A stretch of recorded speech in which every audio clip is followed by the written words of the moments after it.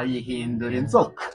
Abakonikoni bati ibyo nabyo bafata yabo bayihindura inzoka. Sigiseke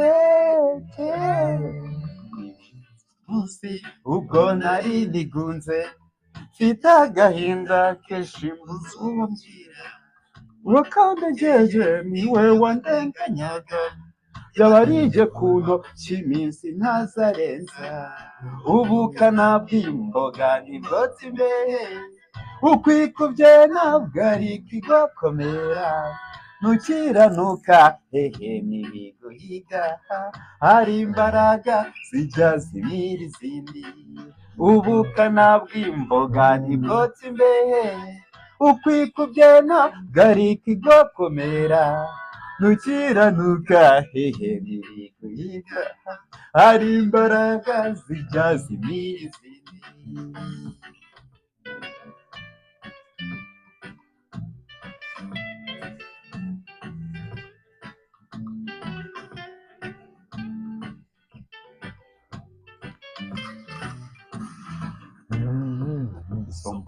Wumva bari basizibuye abapfumu n'abanyamadini menyegeza igicaniro uko akotsi kazanye